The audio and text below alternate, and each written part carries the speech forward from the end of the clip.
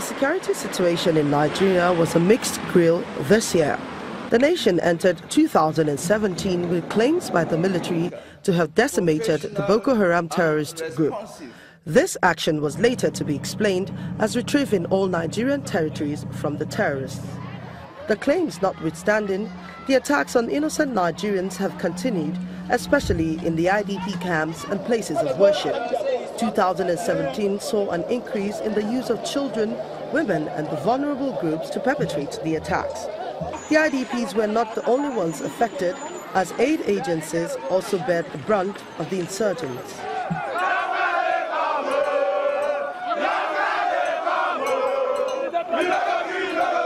Terrorism seemed not to be the only security challenge that has confronted the nation in the year 2017.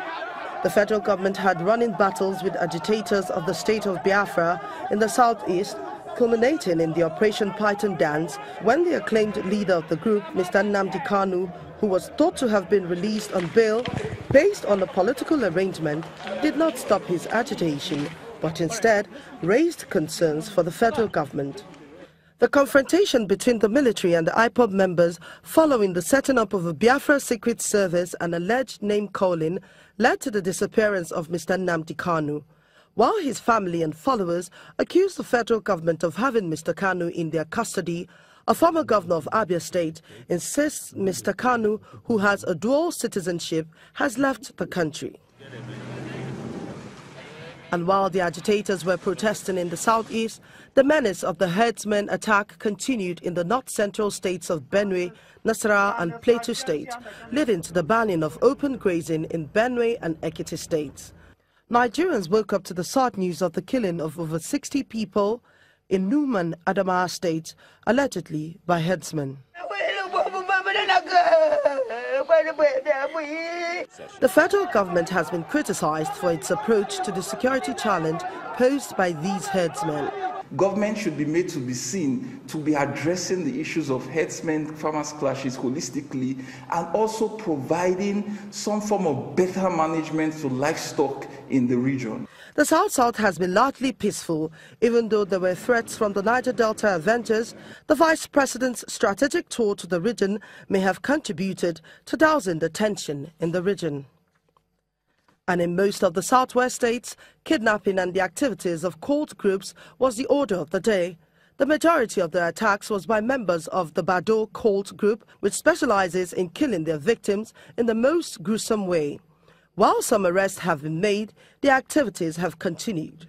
Perhaps the biggest security achievement for the federal government was the capture of the alleged kidnapping kingpin, Mr. Chukwudumeme Onwamebu, also known as Evans.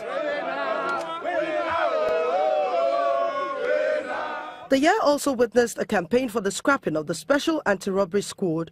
The social media became awash with the End SARS campaign, and days after, Nigerians took to the streets to drive home their demand.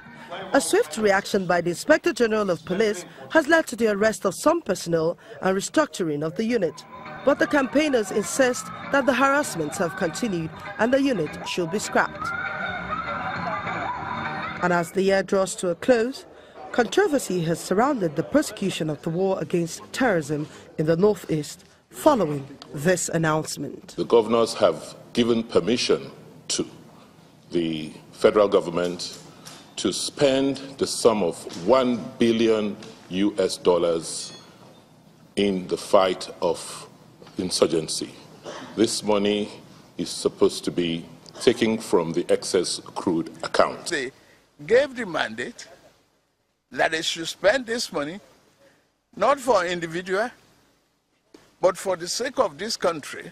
That is a great patriotism that you can expect. Every state has its own peculiarities in terms of security. For me, Ekiti has hunger haram, where hunger is catching people everywhere. A lot of people are being kidnapped daily. They either vote money for me, from that money, or we leave it, share it, let everybody go and solve their problems. And one cannot forget the release of additional girls abducted by the Boko Haram sect in the northeast. 2017 has no doubt been an eventful year. One thing that is clear, however, is that more work needs to be done to ensure the security of lives and properties all over Nigeria. Amaka Okafor, Channels Television News.